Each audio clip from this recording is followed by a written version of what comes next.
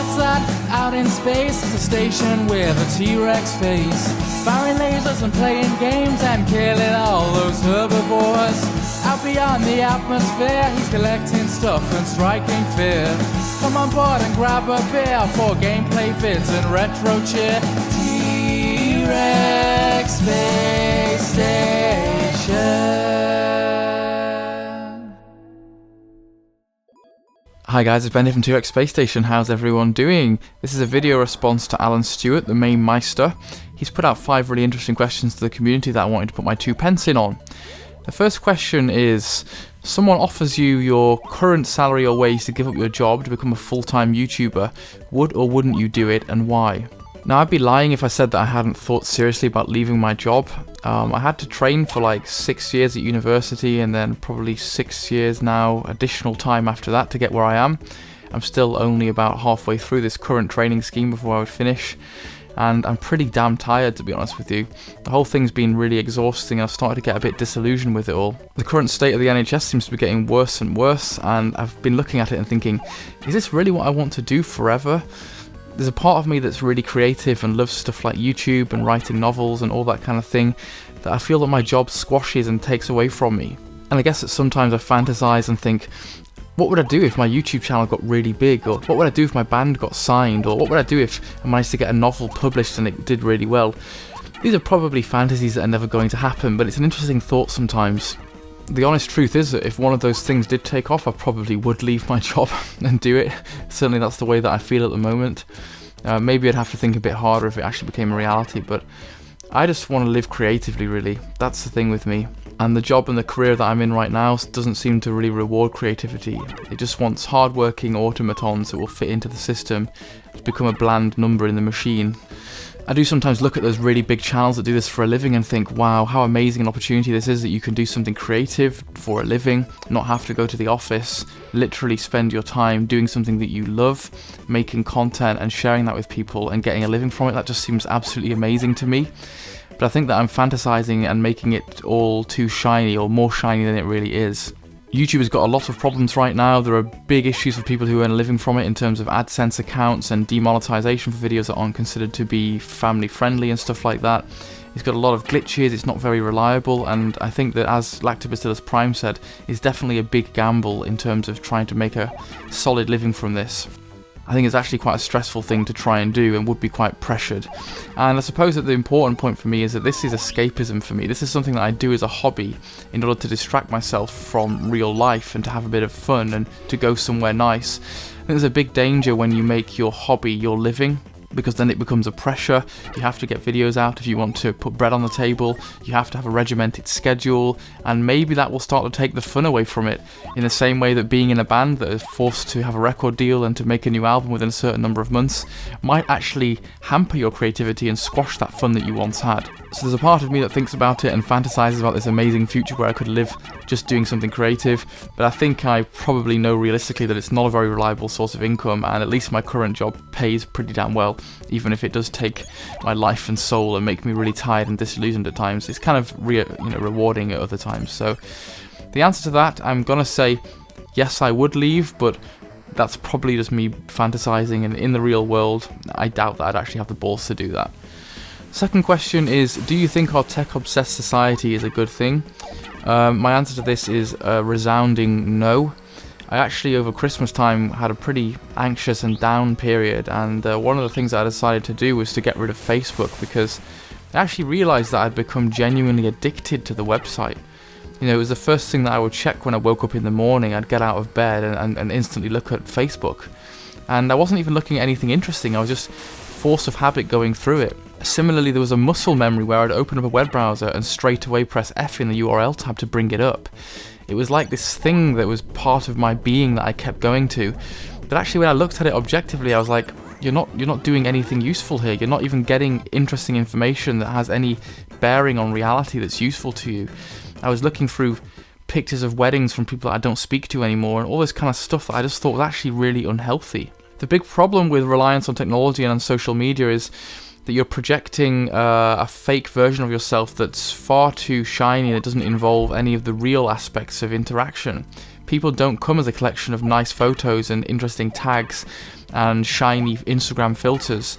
They come as a whole, with rough parts, with down parts, with difficult parts, and not as a shiny photo album on Facebook. The other thing I think that comes with part of this reliance on technology is that actually normal measures of socializing are breaking down. It's like, it's not actually a real friendship just to be following someone on Facebook. You're not speaking to them necessarily. They don't necessarily know that you're there or watching it or appreciating them. And actually they're not supporting you in the same way that somebody in real life could. I think there's this weird detachment from reality, that we go into these little bubbles and sit in our rooms and think that we're somehow interacting meaningfully.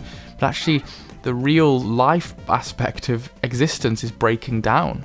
One of the things that really annoys me is stuff like going to concerts and seeing everybody sticking their phones in the air and recording the thing, because that's the worst example of detachment from reality, because existence and experiences and life is happening in front of your eyes, but you're trying to capture it digitally as though you can somehow gain the essence of life. You can catch it in a vial and hold it for yourself.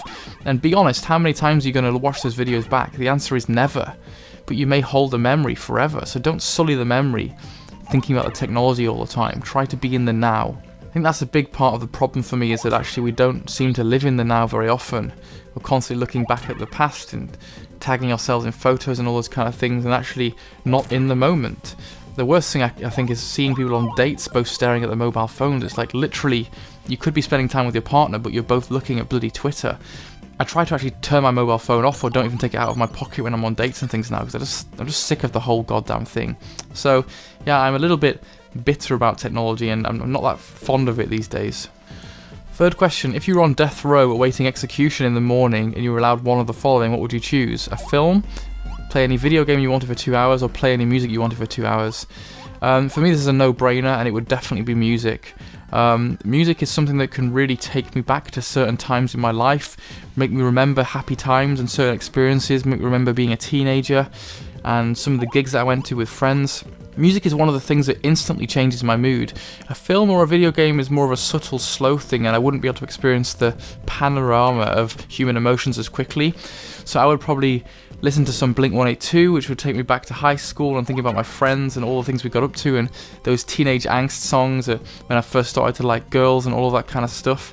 Blink-182's Enema of the State album just takes me straight back to high school. I'd then listen to some Iron Maiden, the band that really got me into heavy metal, a band that my dad showed me, that inspired me, that a lot of my guitar playing was influenced by, a band that I've seen 4 or 5 times live. I'd go for Black Sabbath, one of their early rock albums. That's only, an hour of music there, so you've still got another hour left.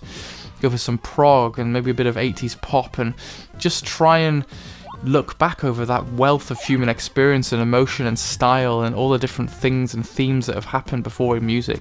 I would definitely go for music on that one. Number 4, do you miss head-to-head gaming with mates like the old days? No, I don't miss it, because I still do it all the damn time. I have a Mega Drive here. I love playing 4-player micro machines. I love playing Xbox with my brother. I do plenty of head-to-head gaming. I love Mario Kart on the Wii and the Wii U. And I love putting the N64 in and playing some GoldenEye or Quake 2, even though it looks a bit grainy these days. Head-to-head gaming was a big part of my childhood, and I used to really get into it and play loads of Bomberman and stuff like that. But I've tried consciously to keep that as a thing. And actually, it's mostly with the same friends that I used to do it with. I think if I didn't have those friends from high school, it might be a little bit more tricky because, well, I don't know how many people would like the same games as me and that kind of stuff. But yes, I still get together with the lads, crack open a case of beer, play micro machines, and absolutely adore that kind of stuff. And I really hope that that never dies. One of the things I'm sad to see is that there seems to be too much focus on online play and not enough focus on split-screen multiplayer. There needs to be more split-screen multiplayer 4-player. It's quite prohibitive though, in that the controllers are so damn expensive for things like the PS4. That definitely puts me off. But I just want to see more and more games focusing on that. And I know that a new Micro Machines game is coming out very soon, so that's going to be a big revival in terms of my multiplayer split-screen head-to-head action. Number 5, if YouTube ceased to exist one morning and all your content was lost, but a new YouTube-style channel appeared, would you start from afresh or call it a day and forget having a channel? I would definitely start afresh. I look back at some of the things on my channel and kind of cringe. I look at how slow my channel's growing and think maybe I could improve this. And if it all disappeared, then I would try and think more carefully about making a new channel, a higher quality channel, growing it from the start. And I probably would focus on something else. I might just focus on one system, like say having a Wii channel, or focus on certain aspects of games, or reviews, or old PC games, something like that, or maybe do more tutorials.